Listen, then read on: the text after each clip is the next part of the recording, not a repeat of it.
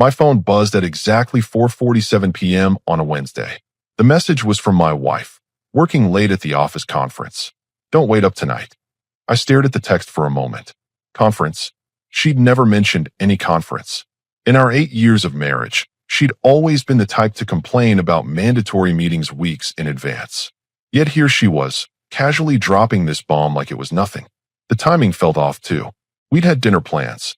Nothing fancy, just our usual Wednesday routine of Chinese takeout and catching up on our week. She knew I looked forward to it. But apparently, this mysterious conference was more important than keeping me in the loop. I leaned back in my office chair, studying the message again. The tone was different. Usually, her texts were chattier, full of details about who said what and how boring everything was. This one, cold, distant, like she was informing a roommate, not her husband. For the past 3 weeks, she'd been acting strange. Coming home later, taking phone calls in the other room, being vague about her day. And there was Jake. Jake from accounting. She'd mentioned him more times in the last month than she'd mentioned her own boss in the past year. Jake thinks the new system is inefficient. Jake suggested a better way to handle the reports. Jake has such funny stories about his weekend. Jake. I decided to test a theory. My fingers moved across the screen. Hope you and Jake from accounting enjoy the presentation. I hit send and waited. The response was immediate. Not immediate like she was typing. Immediate like she was already holding her phone, waiting for my reply. 3 dots appeared and disappeared. Then appeared again. She was panicking. My phone rang. She never called during work hours. Hey, honey. Her voice was higher than usual. Just got your text. Why would you mention Jake? Isn't he at the conference too? You talk about him enough. Figured he'd be there. Silence. Then nervous laughter. Oh, well, yes, maybe. It's a big conference. Lots of people from different departments. I wouldn't know who all is attending. Interesting. Yesterday, she told me Jake was working on a special project with her department. Today, she didn't know if he'd be at their conference. What's the conference about again? I asked. More silence. It's about new compliance procedures. Very boring stuff. You know how these corporate things are. I knew exactly how these corporate things were. I also knew her company's fiscal calendar. They never scheduled major conferences in the middle of the quarter. Too busy with actual work. Sounds exciting, I said dryly. What time does it end? Late. Probably around 10 or 11. Then there's networking afterward. Networking until midnight on a Wednesday. Your boss is really pushing the team hard these days. Well, you know how it is in our industry. Actually, I did know, because I worked in the same industry, at a competing firm, and we'd never held a compliance conference that went past 7 p.m., let alone past midnight. I'll let you get back to your conference, I said. Drive safe. I hung up and checked the time. 5:03 p.m. If this conference was so important and time-sensitive, why was she able to take a 10-minute phone call to discuss Jake from accounting? My gut was telling me everything I needed to know, but my brain wanted proof. I opened my laptop and logged into our shared cell phone account. Her location services were still on. According to the GPS, her phone was at a restaurant across town, not at her office building, not at any conference center. The restaurant was called Bella Vista, Italian place, the kind with dim lighting and intimate booths. Perfect for a romantic dinner, terrible for a corporate compliance meeting. I sat back and processed this information. My wife of 8 years was lying to me. She was having dinner with another man and had constructed an elaborate story to cover it up. The same man she'd been mentioning constantly for weeks. But instead of anger, I felt something else. Clarity. I'd been noticing the signs for weeks, but giving her the benefit of the doubt. The late nights, the secretive phone calls, the new clothes, the sudden interest in going to the gym. Classic cheating behavior that I'd been too trusting to acknowledge. Now I had confirmation. I looked at my phone again. Should I drive to Bella Vista? Confront them in public? Make a scene? No. That's what emotional men do. Men who react instead of plan. I had a better idea. I sent one more text. Hope you and Jake from accounting enjoy the presentation. This time, I watched her location in real time. Within 30 seconds, her phone started moving. Fast. Faster than walking. She was running to her car. 18 minutes later, I heard her key in the front door. Her hands were shaking so badly it took her 3 tries to get it unlocked. Honey, she called out, her voice trembling. I'm home early. The conference got canceled. Technical difficulties with the projector. I walked to the kitchen where she stood, still in her coat, clutching her purse like a shield. That's too bad, I said calmly. Good thing you hadn't ordered dinner yet. She blinked rapidly. What do you mean? At the conference. Good thing they canceled before you ordered food. Hate to waste money on room service. Oh, yes. Right. No food. But I could smell garlic bread on her clothes. And there was a small red sauce stain on her white blouse that hadn't been there this morning. How was Jake? I asked casually. Her face went pale. Jake? You know, Jake from accounting. The one you hoped would enjoy the presentation. Did he make it to the conference before it got canceled? She opened and closed her mouth like a fish. I don't. Why do you keep asking about Jake? Just curious.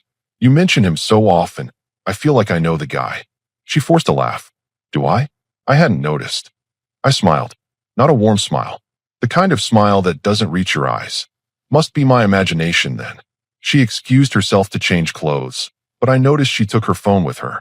When she came back down, she was wearing different perfume. Not the light floral scent she'd worn this morning. Something heavier. Something meant to cover up another smell. We ordered Chinese food and sat on the couch. She kept checking her phone and jumping every time it buzzed. When a number she didn't recognize called twice, she declined both times. Popular night, I observed. Just spam calls. At 9:30, she yawned dramatically. I'm exhausted from that conference stress. Going to bed early. But she didn't go to sleep. I could hear her whispering on the phone in our bedroom. When I walked past the door, she suddenly got quiet. I went to my home office and opened my laptop. Time to do some research on Jake from accounting. Social media made it easy. Jake Thompson, 29, single, worked in her building. His recent post showed him at Bella Vista Restaurant. Tonight, 2 hours ago, the photo showed a candlelit table set for two. The caption read, "Great dinner with a special someone." Posted at 7:23 p.m., right around the time my wife was supposed to be learning about compliance procedures. I took a screenshot and saved it to a secure folder. Tomorrow, I'd start making some calls. But tonight, I'd let her think she was clever. Because the best strategies require patience. And I was just getting started. The next morning, she was gone before I woke up. Her side of the bed was cold, meaning she'd left early. Real early. A note on the kitchen counter read, "Emergency meeting. Back tonight. Love you." Emergency meeting on a Thursday? Her company didn't operate that way. But I appreciated her commitment to the lie. I called in sick to work. For the first time in 3 years, I had more important things to do than quarterly reports. First stop, her office building. I parked across the street with a clear view of the employee entrance. If she really had an emergency meeting, I'd see her car. If she was lying again, well, that would tell me everything I needed to know. By 10 a.m., I'd seen dozens of employees enter the building. Her car wasn't in the parking lot. Her usual spot was empty. Strike two. I drove to Bella Vista Restaurant. The lunch crowd hadn't arrived yet, so I walked in and approached the hostess. "Excuse me, I think my wife left her earring here last night." She was dining with a colleague around 7. Table for two, probably by the window. The hostess smiled. "Oh yes, I remember them. Lovely couple. Very romantic. They seemed so happy together." Romantic. There it was. Did they stay long? Until about 8:30. They ordered the anniversary special. The gentleman seemed nervous, kept checking his phone. Sweet proposal, though we don't usually see that on Wednesday nights. My blood turned cold. Proposal? Well, not exactly a proposal, but he gave her something in a small box. She seemed surprised but pleased. Very emotional moment. I thanked her and left before I said something I'd regret. Back in my car, I sat in the parking lot processing this information. Jake had given my wife jewelry. She'd been emotional about it. They'd ordered the anniversary special like they were celebrating something. 8 years of marriage, and she was celebrating anniversaries with another man. I drove home and went straight to our bedroom. If she was hiding gifts from Jake, she'd keep them somewhere I wouldn't accidentally find them. Her jewelry box was the obvious choice, but too obvious. Under the mattress? Too amateur. Then I remembered her workout bag. She'd been going to the gym more often lately. Perfect hiding spot for someone who thought her husband would never look there. Bingo. Inside a zippered pocket, wrapped in tissue paper, was a silver bracelet. Expensive. Engraved with "Always yours, Jay." My wife doesn't have friends whose names start with J. Just Jake. I took photos of the bracelet from every angle, documenting the engraving. Then I wrapped it back up exactly as I'd found it. Next, I checked her laptop. She'd been careless with passwords lately, probably because guilt makes people distracted. Her email was still logged in. I found them immediately. Dozens of messages between her and Jake going back 2 months. The early ones were professional. Talk about spreadsheets and quarterly reports. But they quickly evolved. Thanks for listening today. You really understand me. Can't wait to see you tomorrow. These meetings are the best part of my day. My husband would never appreciate a sunset like this. You see beauty in everything. And then the recent ones. The ones that made my hands clench into fists. Last night was perfect. I never knew I could feel this way again. We need to be more careful. I think he's getting suspicious. Jake, I love you. I know it's complicated, but I can't keep pretending anymore. I love you. She loved him. I screenshotted every message and forwarded them to a secure email address I created just for this purpose. Evidence for later. The final message was from this morning. Can't meet today. He's acting strange. Need to lay low for a few days. Missing you already. So that's where she really was. Not at an emergency meeting. Hiding from me because she thought I was getting suspicious. She was right. I closed the laptop and went to my office. Time to research divorce lawyers. But first, I needed to understand exactly what I was dealing with. I called her company's main number. Hi, this is Dr. Miller's office. I need to confirm an appointment for Mrs. Thompson today. She mentioned she had a work conflict. One moment. The receptionist came back quickly. I'm sorry, but Mrs. Thompson isn't scheduled to work today. She called in sick this morning. Oh, that's strange. She told me she had an emergency meeting. No, sir. She's definitely not here today. Would you like to reschedule? I hung up. Strike 3. My wife was somewhere in the city, lying about being sick, probably with Jake. While I sat at home like a fool, she was building a whole other life with another man. But I wasn't a fool anymore. I spent the afternoon researching Jake's social media profiles, his address, his work history, his ex-girlfriends. By evening, I knew more about Jake Thompson than his own mother did. 29 years old. Divorced last year. No kids. Lived in an apartment complex 15 minutes away. Made decent money, but nothing spectacular. Drove a Honda Civic. Liked craft beer and hiking. Most importantly, he had a reputation. 3 women in his Instagram comments mentioned learning the hard way about his character. One ex-girlfriend had posted cryptically about cheaters never change. My wife wasn't special. She was just next in line. At 6 p.m., her key turned in the lock. She walked in looking exhausted, like she'd been running on adrenaline all day. How was your emergency meeting? I asked from the kitchen. She froze. What? Your emergency meeting? This morning. How did it go? Oh, fine. Just some budget issues. Very boring. Must have been serious to call you in on your sick day. Her eyes widened. My sick day? Your office said you called in sick. When I called to see if you'd be free for lunch. I watched her mind race, trying to figure out how to explain this contradiction. I was sick, but then they called and said they really needed me for this budget thing. So I dragged myself in. That's dedication. Most people would have stayed home sick. Well, you know how responsible I am. Responsible. Right. Did Jake make it to the budget meeting? You know, your colleague from accounting. Same reaction as yesterday. Panic, followed by overcompensation. I don't know why you keep asking about Jake. He's just a coworker. Just seems like you mention him a lot lately. Thought maybe you two were friends. We're professional colleagues. That's all. I nodded and smiled. Of course. Just professional. She excused herself to shower. While the water ran, I checked her phone. She'd changed her passcode since yesterday. New 4-digit combination. But I noticed something interesting. The phone case was different. Yesterday, it was black leather. Today, it was blue silicone. Someone had bought her a new phone case. Someone whose favorite color was blue, based on his social media posts. When she came downstairs, I was reading on the couch. What's that? She asked, noting the book in my hands. Article about workplace relationships. Says most affairs start with emotional connections between colleagues. She nearly dropped her coffee mug. That's interesting. Says here that 65% of workplace affairs begin with innocent conversations about personal problems. The other person becomes a confidant, someone who understands them better than their spouse. Her face was getting paler by the minute. Why are you reading about affairs? I looked up at her with innocent eyes. Research for work. We're updating our HR policies about workplace conduct. Want to make sure we cover all the scenarios. Oh, according to this, The most common sign is when someone starts working late more often, or takes mysterious phone calls, or mentions a coworker's name more frequently than usual. She sat down across from me, fidgeting with her new phone case. Those seem like pretty vague signs. Could be innocent. True.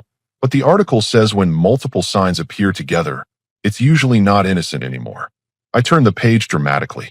It also says the guilty party often starts arguments with their spouse to justify their behavior, creates emotional distance to make the affair feel less wrong. She was quiet for a long moment. Have I been starting arguments? I pretended to think. Now that you mention it, you have been more critical lately. Little things. My coffee habits, how I load the dishwasher, my choice of restaurants. I didn't realize. It's okay. According to this, it's subconscious behavior. The person doing it doesn't always recognize it. I could see her mind working, probably wondering how much I actually knew versus how much I was guessing. The truth was, I knew everything. But letting her think I was just reading random articles was much more effective than confronting her directly. She went to bed early again. More whispered phone calls. More lies about being tired. But I wasn't tired at all. I had research to finish and plans to make. Because tomorrow, I was going to start gathering the kind of evidence that couldn't be explained away. Friday morning, I woke up with a plan. She was in the shower when I called her office. Good morning, this is Thompson Industries. How can I help you? Hi, I'd like to send flowers to one of your employees. My wife works there and I want to surprise her for our anniversary. How sweet. What's her name? Mrs. Thompson. She works closely with Jake in accounting. I thought it would be nice to have them delivered during their team meeting today.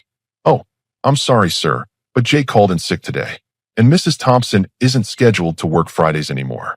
She switched to a 4-day schedule last month. 4-day schedule? Since when? Are you sure? She left for work an hour ago. Let me double check. Typing sounds. Yes, sir, she's definitely off on Fridays. Has been since early March. March. Right when the Jake messages started getting personal. Thank you for your help. I hung up and checked my watch. She'd been lying about working Fridays for 2 months. Every Friday, she'd gotten dressed, taken her work bag, and left the house like she was going to the office. Where was she really going? When she came downstairs, I was making coffee. Big day at work. I asked casually. Just the usual. Busy Friday. That quarterly report still keeping you busy? Yes, very demanding project. I nodded sympathetically. Well, don't work too hard. It's Friday, after all. I'll try to wrap up early. She kissed my cheek and left. I watched from the window as she drove away, then immediately got in my car to follow. She didn't go toward her office. Instead, she drove to the same apartment complex I'd identified as Jake's address. She parked in a visitor spot and walked straight to Building C. I parked behind a maintenance truck and waited. 45 minutes later, Jake appeared at a second-floor window. Shirtless. He waved down at her car, then disappeared. 5 minutes after that, my wife walked out of the building, adjusting her clothes. She was having sex with him, in his apartment, while I thought she was at work. For 2 months, every Friday had been her affair day. I followed her to a coffee shop where she sat alone for an hour, probably coming down from the guilt high. Then she went shopping, buying groceries for dinner, playing the perfect wife role. This was her routine. Work 4 days, cheat on Fridays, come home, and pretend everything was normal. I drove home and called a divorce attorney. Thompson and Associates, this is Patricia. I need to schedule a consultation about divorce proceedings. Of course. What's the general situation? Adultery. I have evidence. How much evidence? Text messages, emails, photographs, witness testimony, GPS location data, and visual confirmation. That's very thorough. Can you come in Monday at 10? I'll be there. When she came home that evening, she was in an unusually good mood, humming while she cooked, smiling for no reason. The afterglow of spending the day with her boyfriend. You seem happy, I observed. Just a good day at work. We finished that big project I've been stressed about. The quarterly report? Exactly. Feels good to have it done. I bet. You've been working so hard on it. All those late nights and early meetings. She nodded enthusiastically. But it's finally finished. Things should get back to normal now. Normal. As if there was anything normal about this situation. We should celebrate, I said. How about I surprise you with dinner tomorrow night? That sounds wonderful. I was thinking we could go to your office. I could bring takeout. We could eat in the conference room where you've been having all those meetings. Make it special. Her smile faltered. My office. Sure. I've never seen your workspace since they remodeled, and I'd love to meet some of your colleagues, especially Jake. You talk about him so much. I feel like we're practically friends. She was quiet for a long moment. I don't think that's a good idea. Office security, they don't really allow visitors after hours. What about during regular hours? I could bring lunch on Monday. Monday's really busy. Maybe some other time. I smiled. Of course. Some other time. Saturday morning, I implemented phase 2 of my plan. I have a great idea, I announced over breakfast. Let's do something spontaneous today. Drive to the coast, walk on the beach, have dinner at that seafood place you love. She looked genuinely excited for the first time in weeks. That sounds amazing. Perfect. But first, I need to stop by your office. I left some papers in the car yesterday, and I want to grab them before we hit the road. My office. Just a quick stop. 5 minutes. You can show me the new conference room while we're there. Her excitement vanished. Actually, I don't think that's necessary. What papers? Insurance documents. For the car. In case we break down on the road trip. We can get them later. It'll just take a minute. Come on. I'm curious to see where you spend so much time. She was trapped. Refusing would be too obvious. But agreeing meant exposing her lie about working Fridays. I don't have my access card with me. No problem. The security guard can let us in. You work there. On weekends, they're really strict about visitors. I'm not a visitor. I'm your husband. The word husband made her flinch. Maybe we should just go straight to the coast, she said weakly. After we stop by your office. I insist. 20 minutes later, we pulled into her company's parking lot. It was nearly empty, just a few cars belonging to weekend maintenance staff. Looks pretty dead, I observed. Yes, most people don't work weekends. But you've been working so many extra hours lately. Thought maybe you'd have company. We walked to the main entrance. She was moving slower with each step. Maybe this isn't a good idea, she said as we reached the door. Why not? I just remembered. They changed the security protocols. Spouses aren't allowed in anymore. I walked to the information board next to the entrance. According to this, visiting hours are 8 a.m. to 6 p.m. on weekends. Family members welcome with employee escort. She was running out of excuses. What exactly are you afraid of? I asked directly. I'm not afraid of anything. I just think it's unnecessary. Then let's go in. The security guard recognized her immediately. Mrs. Thompson, don't usually see you on weekends. Just stopping by quickly. And this must be your husband. She talks about you all the time. I shook his hand. Nice to meet you. I've heard so much about this place. Especially about her Friday projects. The guard looked confused. Friday projects? But ma'am, you don't work Fridays anymore. I turned to look at my wife. Her face had gone completely white. What do you mean? I asked the guard. Mrs. Thompson switched to a 4-day schedule months ago. Monday through Thursday. Haven't seen her on a Friday since March. That's interesting, I said slowly. Because she's been telling me about all her Friday meetings. Late conferences. Emergency projects. The guard looked between us, realizing he'd stepped into something. Maybe I'm mistaken. No, I said, keeping my eyes on my wife. I don't think you're mistaken at all. She opened her mouth to speak, but no words came out. Matter of fact, I continued. Yesterday she told me about a big quarterly report she finished. The one that's been keeping her so busy on Fridays. We finished our quarterly reports 3 weeks ago, the guard said helpfully. Submitted them to corporate on the 15th. I nodded. So there haven't been any Friday projects. No late conferences. No emergency meetings. Not that I know of, sir. I turned back to my wife. So where have you been going every Friday for the past 2 months? She was shaking now. I can explain. I'm sure you can. But let's do it at home. We drove back in complete silence. She stared out the passenger window, probably trying to figure out how to spin this new lie. When we got home, I sat down in the living room and waited. You want to tell me where you've really been spending your Fridays? She sat across from me, hands clasped tightly in her lap. I've been seeing a therapist. A therapist? Yes. I've been struggling with some personal issues, and I didn't want to worry you. What kind of personal issues require 8 hours of therapy every Friday? It's not just therapy. It's a whole wellness program. Therapy, meditation, group sessions. What's the name of this wellness center? Silence. What's your therapist's name? More silence. Or we could call them right now and verify your appointments. She broke. Okay, fine. I haven't been seeing a therapist. Then where have you been? I needed some time alone. to think about our marriage. And this thinking required you to go to Jake's apartment every Friday morning. Her face turned ashen. How did you? I followed you today. Watched you go into his building. Watched you come out an hour later looking like you just had sex. She started crying. Not sad crying. Guilty crying. It's not what you think. Really? Because I think my wife has been cheating on me for months. I think she's been lying about work to cover up her affair. I think she's been having sex with another man every Friday while I believed she was earning money for our household. Please let me explain. Explain what? The lie about the conference? The lie about working Fridays? The lie about the therapist? Which lie would you like to explain first? She was sobbing now. I never meant for this to happen. But it did happen. And you've been lying to me about it for months. I love you. No, I said firmly. You don't. People who love each other don't do this. It was a mistake. A mistake that happened every Friday for 2 months? That's not a mistake. That's a choice. She looked up at me with desperate eyes. What are you going to do? I stood up.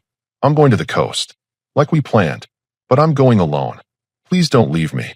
You already left me. I'm just making it official. I grabbed my keys and headed for the door. When you're ready to tell me the truth about everything, we can talk. But I'm done with the lies. As I drove away, I could see her in the rearview mirror, standing in our driveway, crying. But I felt something I hadn't felt in months, relief. The games were over. Now we could deal with reality. I spent 6 hours driving up the coast, windows down, thinking clearly for the first time in months. When I got home at midnight, she was waiting in the living room with red eyes and a box of tissues. We need to talk, she said as soon as I walked in. Now you want to talk? I've been thinking about everything. You deserve the truth. I sat down across from her, arms crossed. Go ahead. She took a shaky breath. It started in February. Jake and I were working late on a project.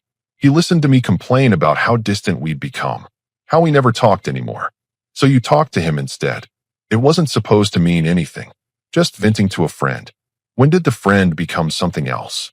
Gradually, he started texting me outside of work, asking how my day was, remembering things I'd told him, things I should have been remembering. It felt good to have someone care about the details of my life again. I leaned forward. When did you start lying to me? The first time he asked me to lunch. I told you I was eating with the girls from HR. When did lunch become sex? She flinched. 3 weeks later, I went to his apartment after work one day. It just happened. Nothing just happens. You made a choice. I know. I made the wrong choice. How many times? What? How many times did you sleep with him? She was quiet for a long moment. Every Friday for the past 2 months. 8 times. Yes. In his apartment? Yes. Did you ever bring him to our house? No. Never. Did you tell him you loved him? Her silence was answer enough. I saw the emails, I said. You told him you loved him. You told him I would never understand you the way he does. I was confused. Were you confused when he gave you jewelry? Her hand instinctively went to her wrist, where the bracelet was hidden under her sleeve. How do you know about that? I know about everything. The restaurant, the anniversary dinner, the love letters, the Friday routine. I've known for days. Then why didn't you say anything? Because I wanted to see how far you'd go with the lies. Turns out, pretty far. She started crying again. I'm so sorry. I know I've hurt you. You didn't hurt me. You destroyed 8 years of marriage. There's a difference. Can we fix this? I stared at her. Fix what? Your lies? Your cheating? The fact that you've been living a double life for months. I'll end it with Jake. I'll quit my job. We can go to counseling. You think this is about Jake? Isn't it? Jake is just a symptom. The problem is you. Your character. Your choices. People make mistakes. Sleeping with another man 8 times isn't a mistake. Planning secret meetings isn't a mistake. Lying to my face every day for months isn't a mistake. She was sobbing now. What do you want me to do? I want you to stop pretending this was some accident. Own what you did. I had an affair. I lied to you. I betrayed our marriage. Why? Because I was selfish. Because I liked the attention. Because it was exciting to have a secret. Finally, some honesty. Do you love him? I thought I did. Do you love me? Yes. Then why did you choose him over me for 2 months? I didn't choose him over you. Every Friday, you chose him. Every time you lied, you chose him. Every time you deleted a text or hid a gift, you chose him. She had no answer for that. What happens now? She asked. Now you move out. What? I want you out of this house by tomorrow night. Where am I supposed to go? That's not my problem anymore. Can't we try to work this out? Work what out? How to trust you again. How to believe anything you say. How to forget that you've been cheating on me for months. Other couples get through this. Other couples don't matter. We matter. And we're done. Please don't do this. I stood up. I'm not doing anything. You did this. When you started lying. When you started cheating. When you chose another man over your husband. I choose you now. Too late. You had 8 years to choose me. You chose him instead. I walked toward the stairs. Where are you going? To bed. You can sleep in the guest room tonight. Tomorrow you pack your things and leave. What about our marriage? I stopped at the bottom of the stairs and looked back at her. We don't have a marriage anymore. We have a divorce to plan. Sunday morning, I was up early making calls while she packed upstairs. First call, the bank. I need to remove someone from our joint accounts immediately. Is this due to divorce proceedings, sir? Yes. I have documentation of adultery. We'll need you to come in tomorrow with proper paperwork, but I can place a temporary hold on withdrawals requiring dual signatures. Perfect. Second call, my lawyer. Thompson here. We met Friday. I need to expedite everything. What's the rush? She confessed last night. Full admission of the affair. I have her recorded confession on my phone. You recorded her? Voice memo app was running when she started talking. Completely legal in this state. Bring everything Monday. We'll file immediately. Third call. Her mother. Hi, Mrs. Davis. I need to tell you something about your daughter. 20 minutes later, I'd explained the situation to her parents. Her mother cried. Her father was silent for a long time before saying, I'm sorry. She wasn't raised to act like this. I know, but I thought you should hear it from me first. What can we do? Be there for her. She's going to need family support. And you? I'm going to be fine. When she came downstairs with her suitcases, I was sitting at the kitchen table with a cup of coffee and a folder of documents. What's all that? She asked. Bank statements. Account information. Credit card records. Why? Because as of tomorrow, you're financially independent. Her face went pale. What does that mean? Means you're off our joint checking account. Off our savings account. Off our credit cards. How am I supposed to live? Same way you were planning to live with Jake. I wasn't planning to live with Jake. Then you should have thought about that before you started an affair. She sat down across from me. Be reasonable. I am being reasonable. You want to be single? Now you're financially single too. What about the house? What about it? It's half mine. Actually, it's not. Check the deed. My name only. I bought it before we got married. I slid the property deed across the table. Her name was nowhere on it. But I've been making payments too. You've been contributing to household expenses. That's different than ownership. This isn't fair. Fair? You've been cheating on me for months and lying about it. Fair went out the window in February. What about my car? It's in your name. Take it. What about my retirement account? Also yours. I never touched it. She was starting to understand. I'd been protecting my assets for years without realizing it. Her affair had exposed her financial vulnerability. Where am I supposed to go? Jake's apartment seemed to work fine for Fridays. I can't live with Jake. Why not? You love him. It's complicated. It was complicated when you were married. Now it's simple. You're single. She started crying again. You're being cruel. I'm being practical. You made adult choices. Now you get adult consequences. I made a mistake. You made 8 mistakes.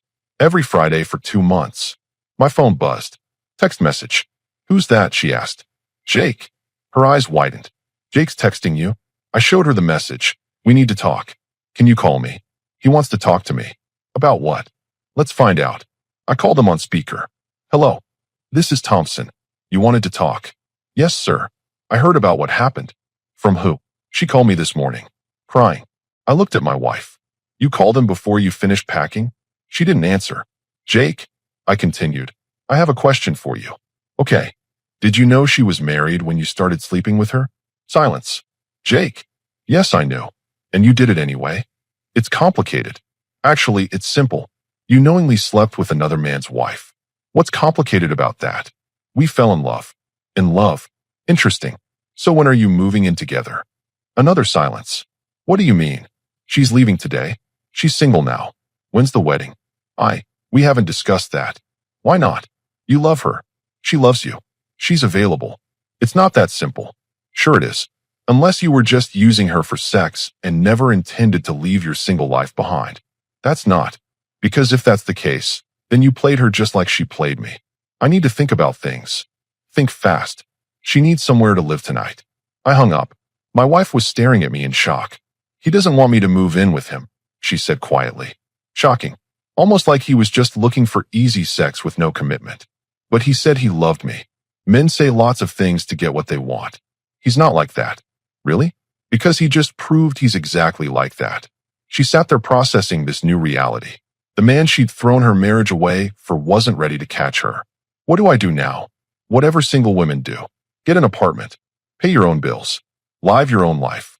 I don't want to be single. Should have thought about that before you started acting single. Can we try again? No. Why not? Because I don't want to.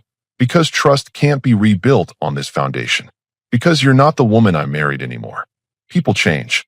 Yes, they do. You changed into someone who lies and cheats. I changed into someone who won't tolerate it. She picked up her suitcases. This isn't over. Yes, it is. I'll fight the divorce. With what lawyer? You just lost your income source. I'll find a way. Good luck. She walked to the door, then turned back. I really did love you. Past tense. Noted. After she left, I sat in the quiet house for the first time in months without wondering where she really was or who she was really with. For the first time in months, I felt peace. 6 months later, I was a different man. The divorce had been finalized in record time. Her confession recording made everything simple. No contested assets, no lengthy court battles, no alimony. She'd signed everything my lawyer put in front of her. I'd used the time productively, lost 20 pounds, gained muscle mass, updated my wardrobe, started taking cooking classes on Thursday nights, joined a hiking group that met Sundays. My social calendar was fuller than it had been in years. Work was going better too. Without the constant distraction of wondering what she was really doing, my focus had sharpened. I'd landed 2 major clients and gotten a promotion with a substantial raise. The house felt like mine again. I'd repainted the bedroom, bought new furniture, turned her old office into a home gym. Every trace of our marriage had been systematically removed and replaced with things I actually wanted. My phone buzzed with a text from an unknown number. Can we talk? Please. It's important. I knew who it was. She'd been trying to contact me for weeks through different numbers, email addresses, even social media accounts I'd blocked. I'd ignored them all, but curiosity got the better of me. What do you want? To apologize. To explain. 5 minutes. Nothing to explain. We're divorced. Jake left me. Not my problem. I have nowhere to go. Still not my problem. Please. I made a mistake. I stared at the text for a moment, then typed back. You made a choice. Live with it. I blocked the number and went back to cooking dinner. Later that evening, my doorbell rang. Through the window, I could see her car in my driveway. I didn't answer. She rang again, then knocked, then started talking through the door. I know you're in there. Your car is here. I turned up the TV volume. I just want to talk. 5 minutes. I kept watching my show. I was wrong about everything. Jake was using me. I see that now. Still nothing from me. I threw away 8 years for someone who didn't even care about me. I muted the TV, but didn't move toward the door. He dumped me after 2 weeks. Said dating a divorced woman was too complicated. Too much drama. Interesting, but irrelevant. I've been staying in a motel for 3 months.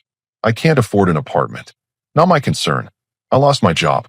They said the workplace relationship created a hostile environment. She was crying now. I could hear it in her voice. My parents won't help me. They're ashamed of what I did. Good for them. I know I don't deserve forgiveness. But I'm desperate. I walked to the window and looked out. She was sitting on my front steps, head in her hands. I felt nothing. No sympathy, no anger, no regret. Just mild curiosity about how long she'd sit there before giving up. After an hour, she left. The next morning, I got a call from her mother. She's in the hospital. What happened? Breakdown. Exhaustion. She hasn't been eating properly. I'm sorry to hear that. She keeps asking for you. I can't help her. She's your wife. She's my ex-wife. We're divorced. But you loved her once. Once. Past tense. Doesn't that mean anything? It means I'm grateful I learned the truth before wasting more years. Her mother was quiet for a moment. She really did love you, you know. If she loved me, she wouldn't have cheated on me. People make mistakes. And people face consequences for their mistakes. You won't even visit her? No. That seems harsh. Harsh would be taking her back and pretending 8 months of lies never happened. Harsh would be enabling her behavior by rescuing her from the results of her choices. What if she promises to change? She already promised to love, honor, and cherish me, for better or worse. Those promises didn't mean much. So that's it. You just move on. That's exactly it. I hung up and deleted the number. That afternoon, I had a date. Coffee with a woman I'd met at the hiking group. Smart, funny, financially independent. No drama, no games, no lies. As I got ready, I thought about the man I'd been 6 months ago. Naive, trusting, willing to ignore red flags because I wanted to believe the best in people. That man was gone. The new me demanded honesty, respected boundaries, and refused to tolerate disrespect. The new me didn't give third chances to people who'd already proven they couldn't handle first chances. My ex-wife had taught me valuable lessons about character, integrity, and the importance of choosing partners who shared those values. I was grateful for the education, even if the tuition had been expensive, but I wasn't bitter. Bitterness would mean she still had power over my emotions. Instead, I felt liberated, free to build a life with someone who understood that love isn't just a feeling. It's a commitment backed up by consistent actions. As I drove to meet my date, I realized I hadn't thought about my ex-wife in weeks. She'd become what she should have been all along, irrelevant to my future. The man who'd begged for explanations and promised to work things out was gone. In his place was someone who knew his worth and refused to settle for less than he deserved. Someone who understood that the best revenge against people who betray you isn't anger or retaliation. It's living well without them. And I was living very well indeed. 좋으니까.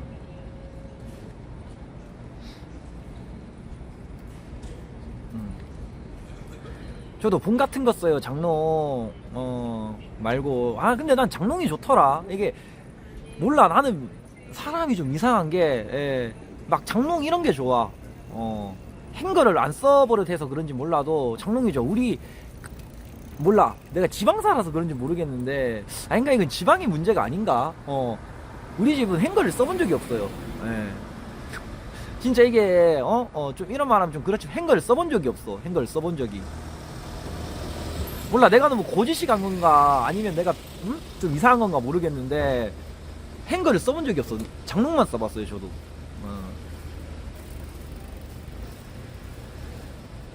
행거를 하나 살까, 그냥 장롱을. 어차피 그 뭐야, 새집 가면 장롱 하나는 있을 거 아니야. 맞지? 시골 사람들이 장롱 좋아한다. 맞아, 그런 거 같아. 나도 시골 살아서 그런지 몰라도 무조건 장롱이 있어야 되는 거 같아. 행거가 편하긴 하다고. 행거가 나.